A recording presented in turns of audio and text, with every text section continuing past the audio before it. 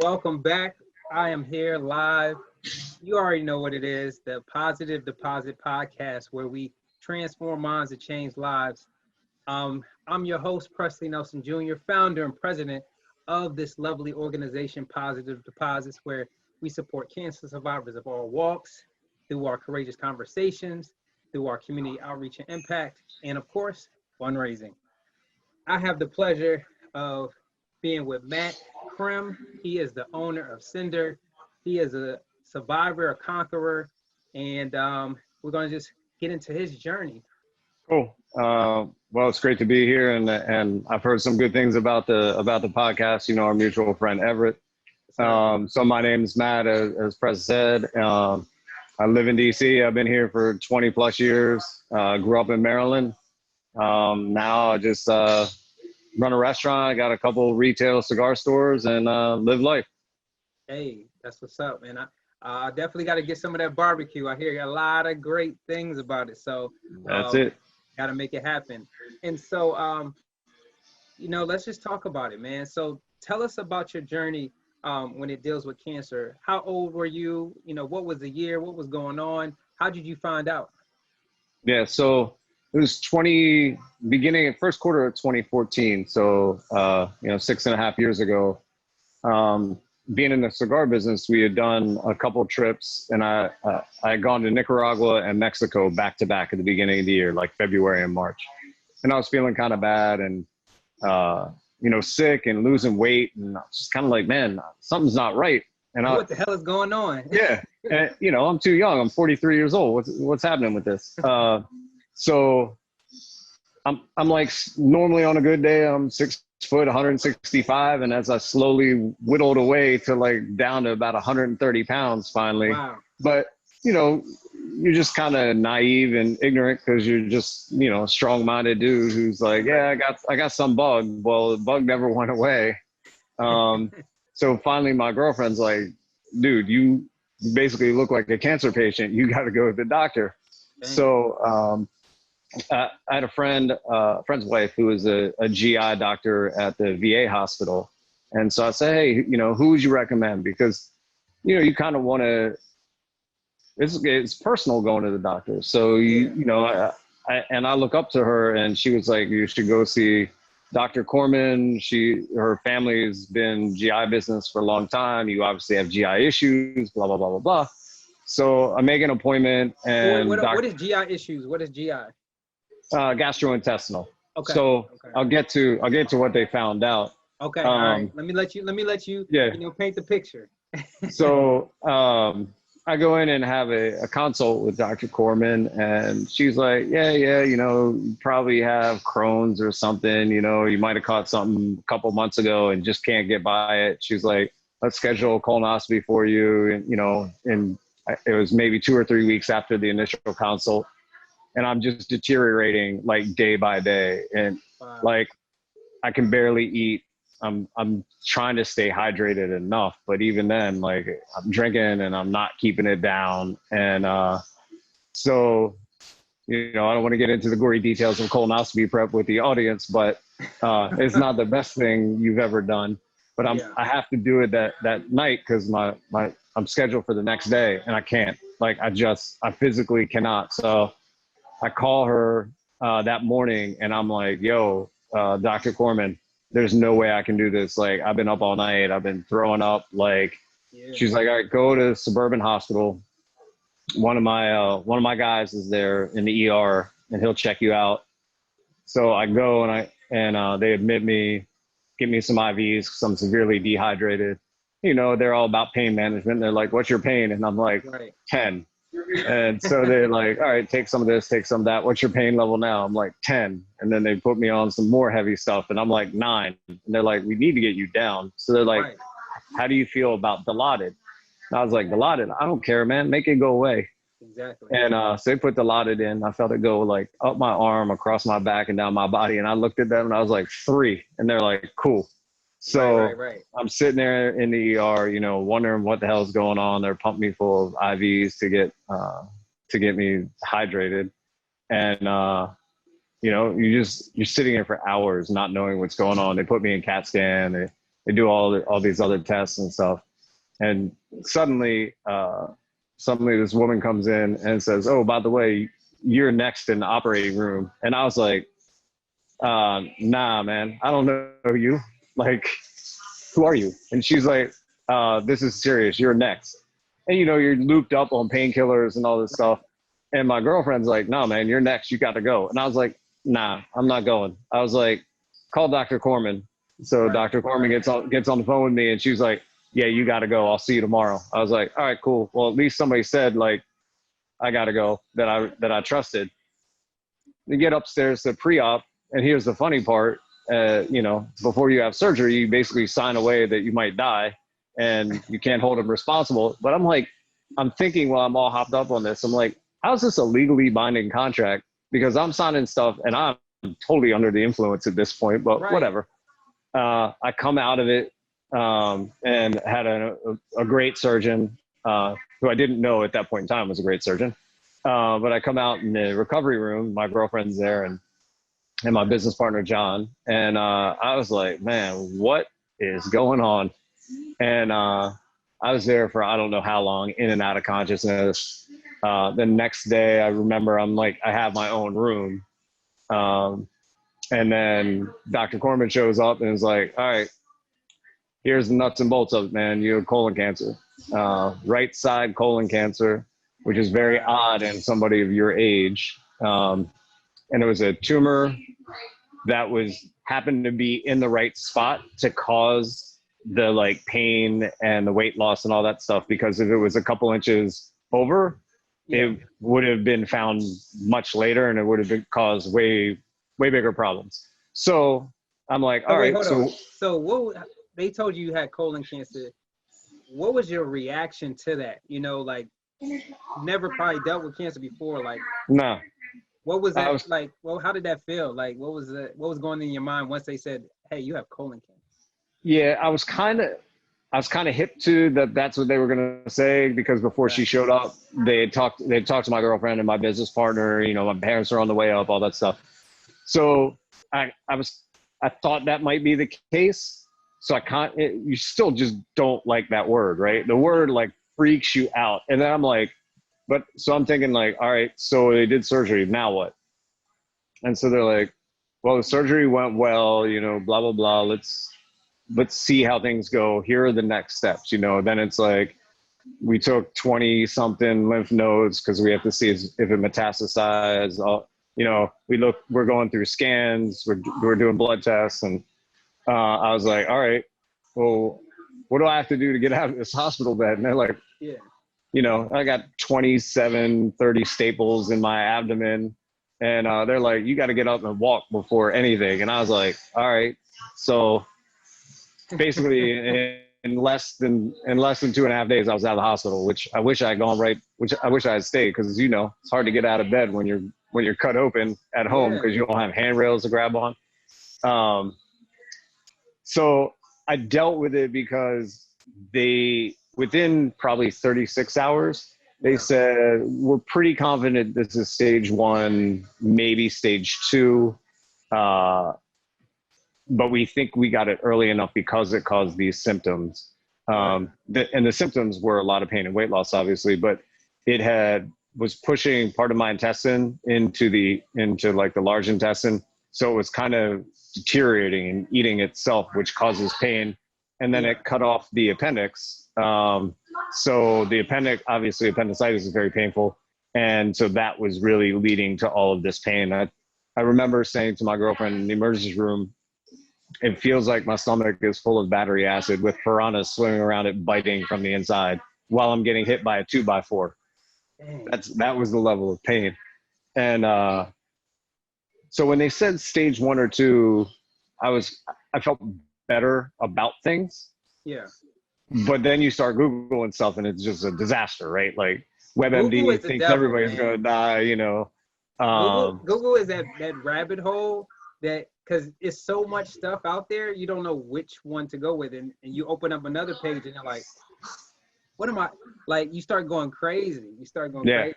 So I got home, you know, my parents and my sister came home from North Carolina. They were there to help. My sister stayed for like a week and a half. Super cool. I had a ton of support from friends, family, my girlfriend, everybody, you know, like, which is what you need at that point in time, because you're second guessing like what's going on. So I'm gonna pause you real quick, Yeah. Matt. So the treatment was just the removal. It was just the surgery. Well, this is what we were waiting on, but yes, ultimately that became it. Okay. We didn't know at the point in time. So, you know, they thought stage 1 or 2, and stage 1 is the surgery. Stage 2 can be a wait and see game, or it can be they start with chemo and possible radiation. And, you know, stage 3 is both. Stage 4 is they blast you with everything. So I was pretty confident that whatever my treatment was going to be was not going to be devastating. Okay. So fast forward to like a week later, I'm talking to Dr. Corman, and she's like, we found some stuff on your liver we're concerned about. You have to go to the liver center at Johns Hopkins. You're set up for, you know, 5 days from now. Wow. So then you start Googling. You want to start talk about going down a rabbit hole. You start Googling spots on your liver from colon cancer and liver cancer and how it metastasizes. And the liver, come to find out, is pretty amazing organ. Like you can cut out pieces of your liver if cancer is in certain spots, or you have malignant growths or whatever, and the liver just regenerates itself. If it's in certain other spots, it's like catastrophic. So I'm reading and I'm like, well, basically I'm 50-50, man. I'm either going to die from this or like I'm in a good spot. So we go up to Hopkins and I'm like sweating bullets, man. My girlfriend and I go up, meet with this really great team at the liver center at Johns Hopkins. The doctor comes in the room and he puts up the x-rays, or I guess they were like the CAT scans and x-rays, whatever they were. And he's like, you see these? And I was like, yeah.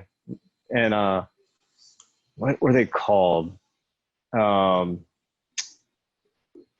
I forgot the name of the spots. Like they have a medical name, but I was like, so what's that mean? And he's like, well, they're kind of like little birthmarks on your liver. I was like, not cancer. He's like, no, not cancer. We're like 99% sure. I was like, 99% works for me, doc. He's like, we'll watch them, you know, and we'll see what happens. So I was like, cool. And I was like, so what's that protocol? He's like, well, you'll have follow-ups with like an oncologist to make sure, and they'll look at this and test for certain levels of liver activity and all this stuff. I was like, cool. So right now you're telling me I do not have liver cancer, no metastasization anywhere. They're like, all your lymph nodes are clean, liver's clean. I was like, all right, cool. So back to, I owned a cigar bar and 2 cigar shops at that point in time. And I'm like, so let's get to the point of why I'm here. Can I start smoking cigars again? And he's like, dude, no, I can't tell you can smoke. And my girlfriend's sitting like I'm sitting on the table. I can see my girlfriend out of my left eye and the doc out of my right eye. And she's like, you're going to ask this dude, a doctor, if you can smoke. And I'm like, look, man, it's a 1 cigar a week, not cigarettes, like all that. And he's like, I can't tell you can smoke. It's 1 cigar. Yeah. It's like a glass of wine a night, you know? So, So he says, I can't tell you can smoke. And I was like, well, 1 cigar is okay. He's like, I can't tell you that you can smoke, but 1 cigar is better than 2, which is better than any cigarette. So I was like, all right, cool. We reach an accord. I'm good. I was like, now, what about drinking? He goes, you, sir, are at the liver center at Johns Hopkins University. And I went, you, sir, have an excellent point. How about I drink less and drink better? He goes, yeah, I can live with that. And I was like, me too. And I jumped off the bed, shook his hand, and ran out the door. and then that day, like, right? You just had to had to have something. I was ready to sell my wine collection, the whole 9. Right. But like when I went in there, if he was going to tell me it was bordering on catastrophic, I was like ready to sell my wine collection. I had 500 bottles of wine at home. Yeah. And thankfully, knock on wood, I didn't have to. And from that point on, like, we used to party, Everett and the whole group. We used to do shots all the time and hang out. And I got back and I was like, look, man, I drink I drink less, but I drink better. I'm not doing any more shots. Like, and I do maybe 2 shots a year now, like on somebody's birthday or whatever, because Wow. 2 shots a year probably is not going to kill you. Yeah, right. So So that's so that's basically the journey. wow, wow. So I have a lot. My mind is going left, right, front, center. So so whatever happened with the spots, was that, so it wasn't cancer at all? It was just No, birthmark spots? it's Okay. yeah. I wish, like I said, I wish I could remember the term. But they were just like their little blood vessel clusters. It's Okay. like a birthmark, Yeah. honestly, like on your skin, where that is caused from some sort of blood vessel um, activity, I guess. Yeah. And so it's part of me. So one thing that stuck out to me, you talked about your support system. What did your family, obviously your girlfriend was there every step of the way.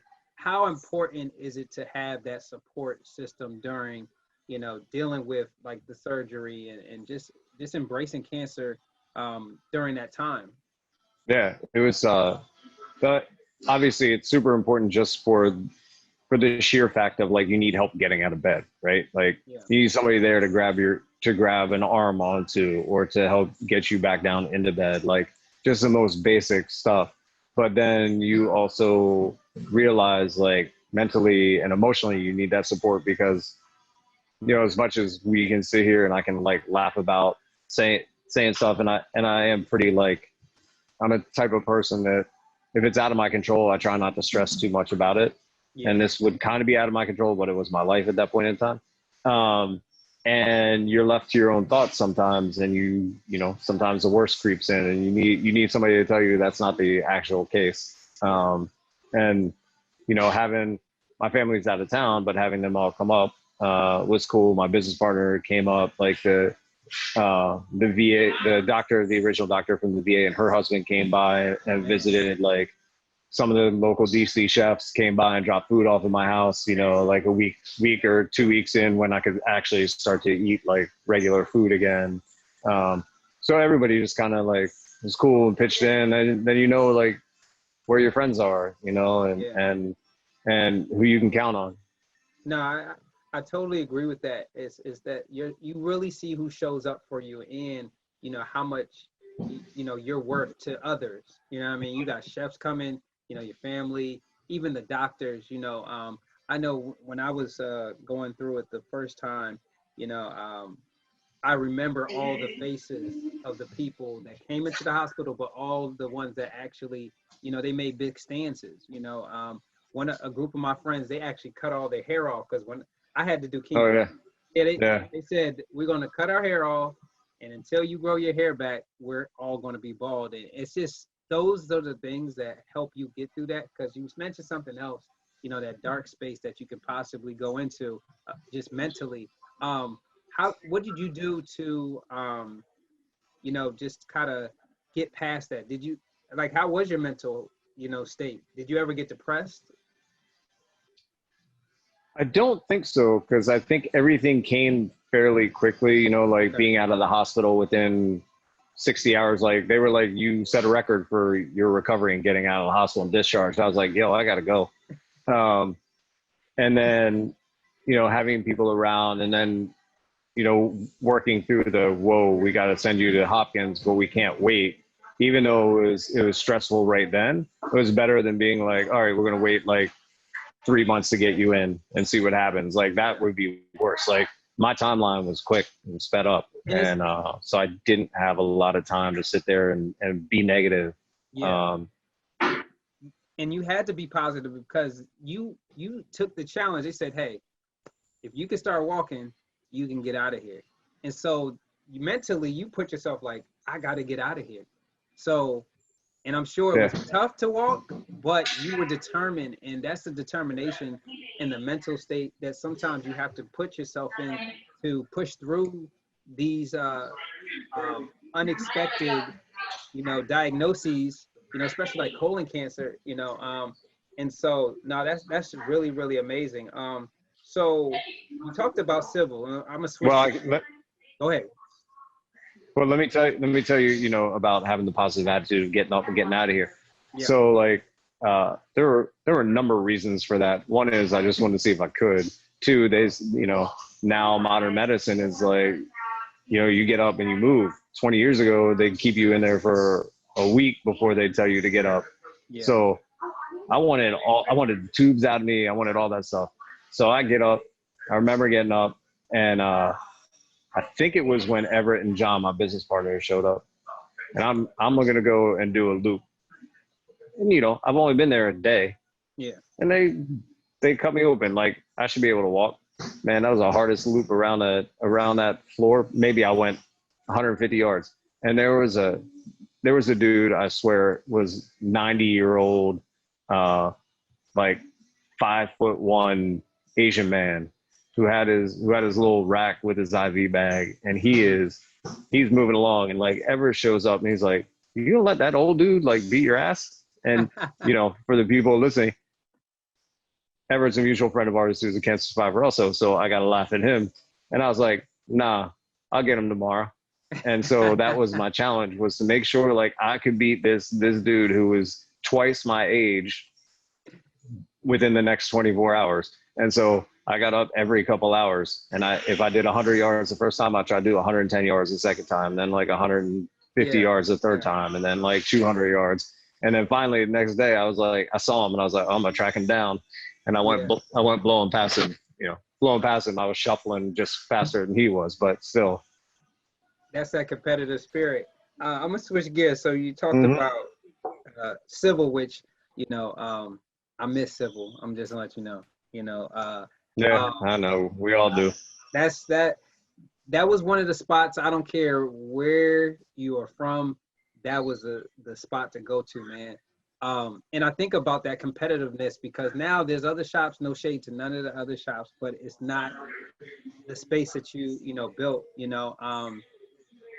How'd you come up with that genius atmosphere in Bethesda? I just want to change this topic real quick. And how did Civil start? Did Civil start after the diagnosis, or this was way before? Oh, it was before. It was like 2010.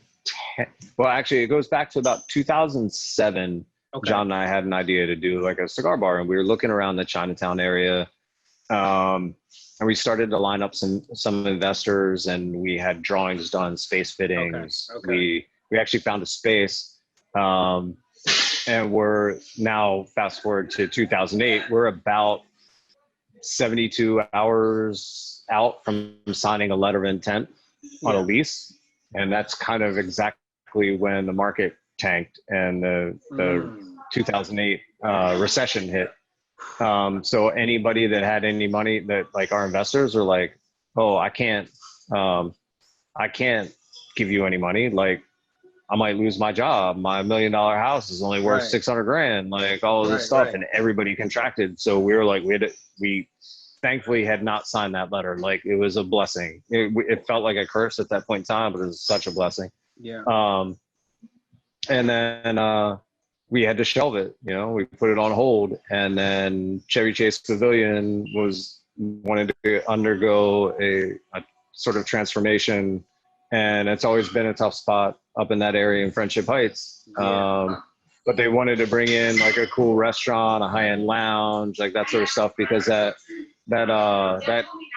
hotel up there is the Embassy Suites. It's like the number 2 or 3 Embassy Suites in the world based on occupancy rates. Right. So you have built-in people there. You're close to, you're right on the Maryland line. Like you're on the red line above the metro stop. Like, the demographics are good because it's an affluent area. Like, all of it seemed to make sense. So we were like, yeah, we'll be part of this rebranding. And the first few years were great. And then the building just ran into trouble again. Yeah.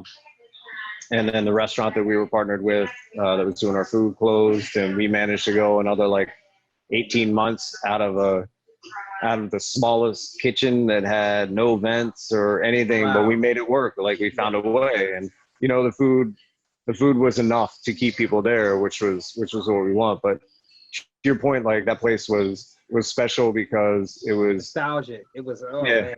To your point, it was super, like it was just an inclusive place that welcomed everybody. And you know, we talked about initially having a dress code when we opened, because you remember like the red glass, sexy chairs, like all of it was cool. Yeah. And I was like, we don't need a dress code. Yeah. We're building it in such a way that people will know once they walk in how they should look and present themselves. But still, like if you came off the golf course in shorts and you know a collared shirt, man, come on in, wear your flip flops. We're cool. Yeah. You know, we were cool with everybody and everything, and we built probably the second largest whiskey collection in the city. Like everything about it was a cool spot.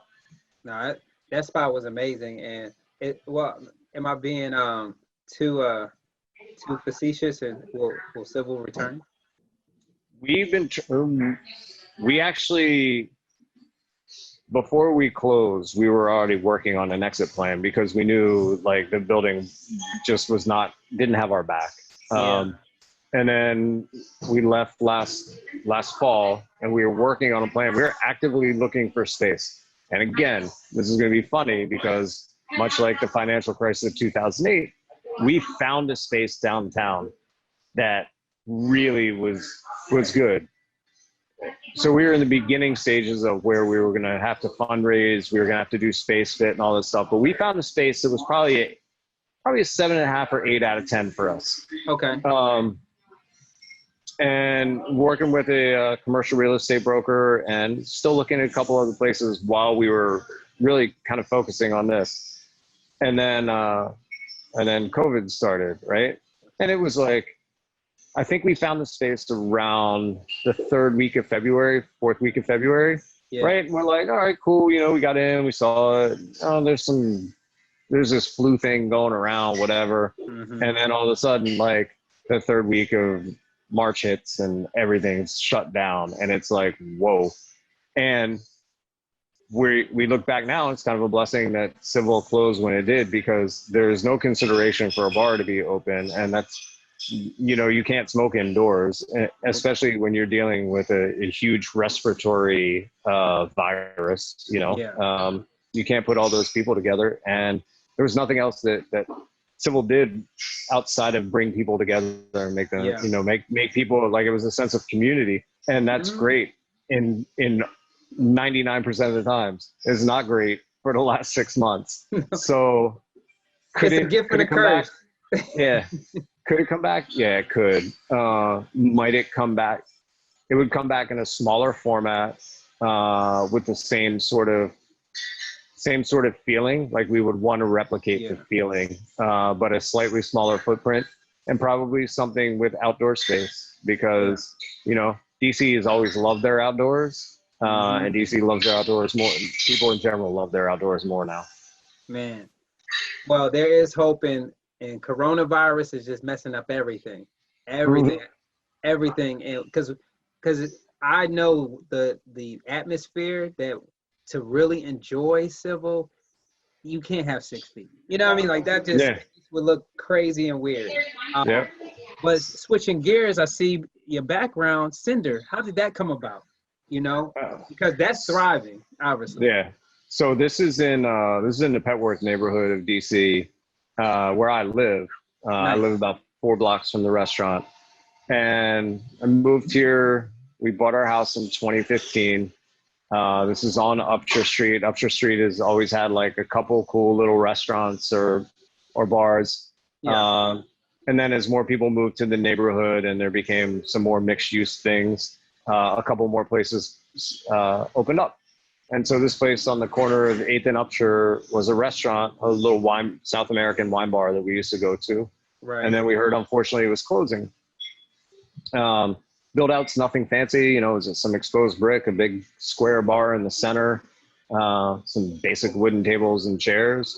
And so I brought John and our pitmaster, our other partner now, Bill, in. Bill had a catering company for 16 years, and he also did barbecue on Monday nights at Civil for us. Yeah, for Monday night tailgates, for Monday Night Football. And so I was like, hey guys, we have the opportunity to do like a bourbon and barbecue bar here. And it seemed to work. You know, anytime you open a restaurant, you think it's going to work, and majority of the times it actually doesn't. Right. But this one has stuck. The neighborhood has embraced us. We embrace the neighborhood because obviously I'm part of it. Yeah. We hired people from the neighborhood. It's just a good community vibe.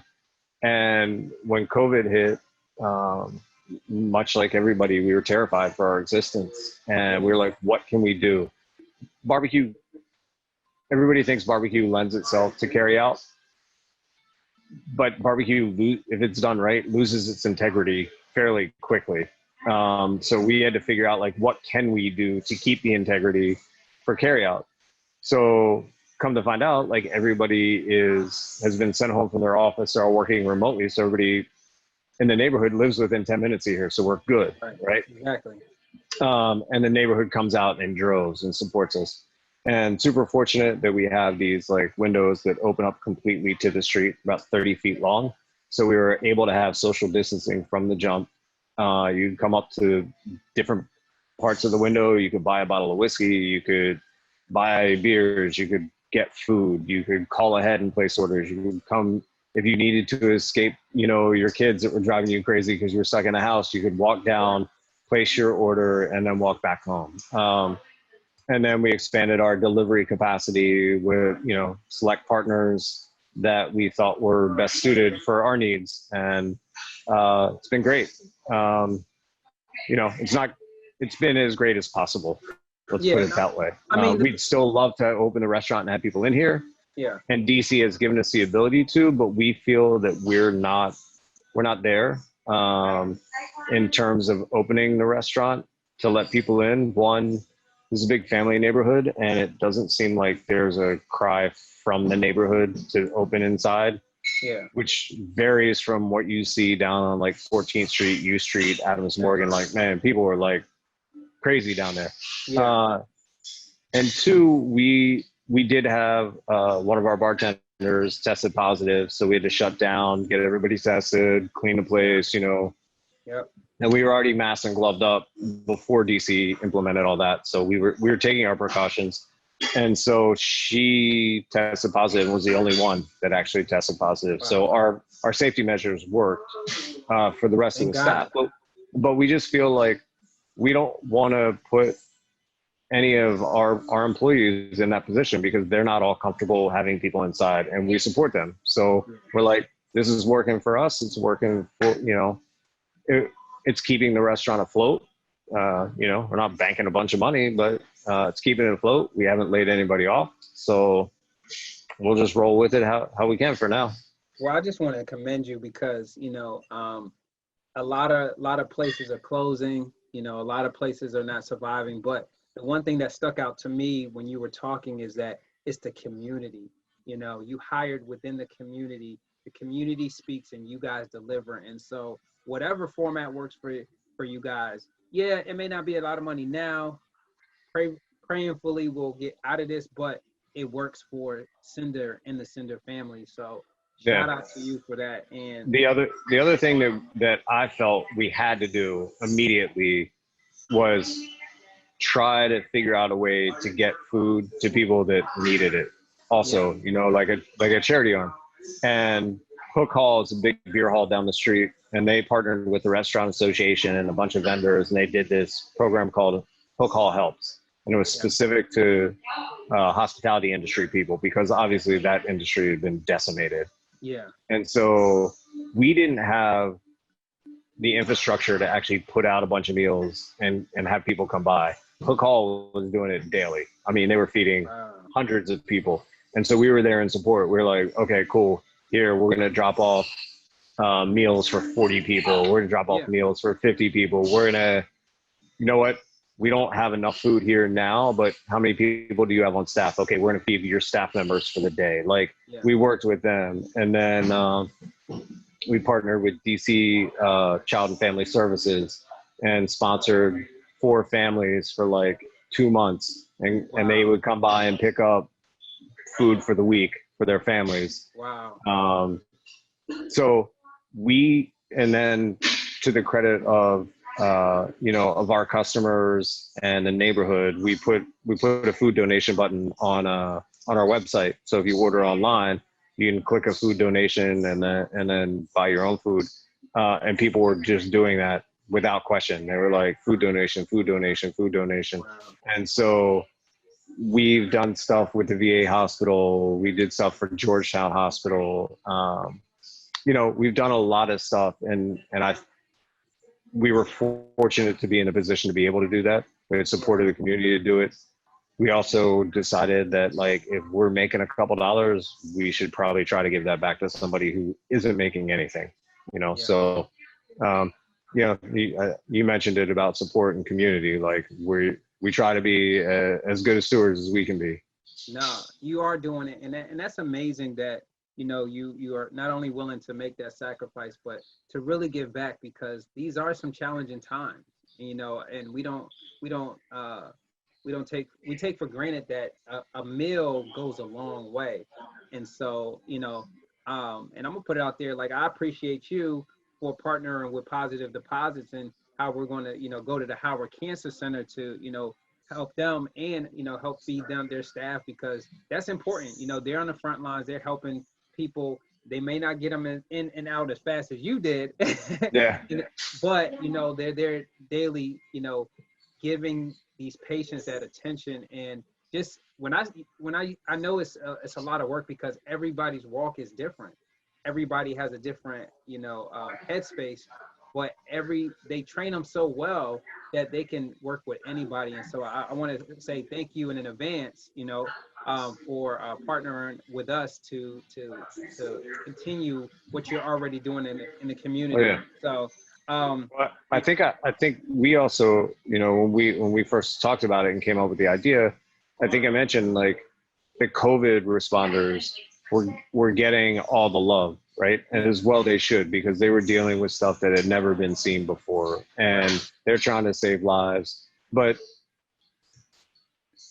And I don't know how to say it without sounding negative, but sometimes, like, the cancer ward might have gotten forgotten in a donation, and that's not to take away from any work that anybody did. Like, I applaud everybody that has taken this on and done heroic work across the board. Yeah. But now I think, we've reached a level, somewhat, at least locally, a level of moderation and stability.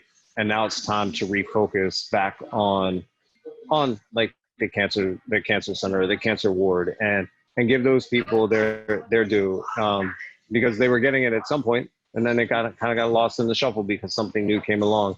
And let's not forget the work that they do, because without those people, you and I might not be here. Man, that's powerful what you just said.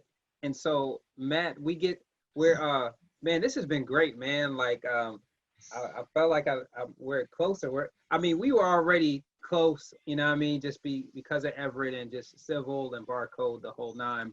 And I wish I was drinking that good whiskey that you're drinking, But one of the things that's so unique about Positive Deposits is that we transform minds to change lives. So, as we get to the end of this show, I always ask every guest, I need 3 positive deposits, 3 positive, encouraging things that, even if you are in and out of surgery, to help build their hope and inspiration. What are 3 things that you would tell someone that's listening into this episode? And that's a good one. How about, one is, find a challenge for yourself. Don't shy away from it and take it on. Yeah. Like, that was me with the guy who was twice my age, beat me around the hospital. Like, I found something that I thought I could do. Yeah. It wasn't out of my realm. I didn't know it would happen that quickly, but it did. But I didn't set an outlandish goal of, like, hey man, I'm gonna be out playing golf next week. Like, that's not real. Another positive is, like, kind of I guess it's kind of what we do already. It's like embrace the community around you, and the support around you, because and the support isn't necessarily just the people you know. Like, we don't know our customers. Yeah. We know a lot of them, but we don't know everybody that made a donation. And we have embraced the whole neighborhood, the whole community, and that way we've all become better. Yeah. And then, I think the timely thing is in what's going on these days, is like, just remember that everybody's a human, everybody has a story, Yeah. and everybody needs to be treated with respect and some sort of love, and just go with it.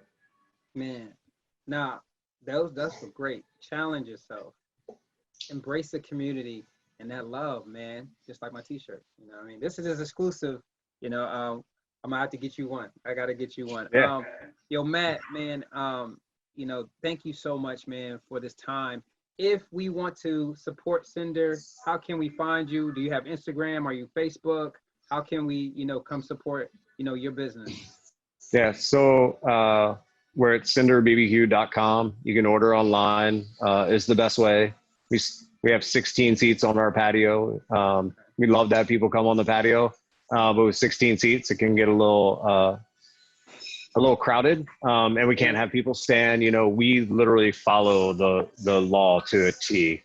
So we encourage people to order online. Our delivery partners are DoorDash and Caviar, if you can't make it down. And we're on Instagram and Facebook under Cinder BBQ. We post lots of bottle shots of cool whiskey, and food also. And then there'll be pictures actually of next Thursday when we're doing the donations. Like, people love to see that we're still active in the community and making donations. And being that Howard's right down the street, like, I thought it was great that you were able to put that together. So thanks for doing that. No problem. So you heard it. Go to Cinder BBQ, Instagram, Facebook, the website. Donate a meal to someone. That's an awesome initiative. And of course, you can find us at positivedeposits.org. Go on the website. You can test this podcast and the video live from the website. Also, donate to the cause. We have the donation button. We partnered up with the Aura Leaf Foundation. So that's another amazing organization. You can donate to either one of us. And, with that being said, Matt, I appreciate you being here. And for those that don't know, you will know that Positive Deposit is here to stay. And we're only here to transform minds and change lives. Until next time.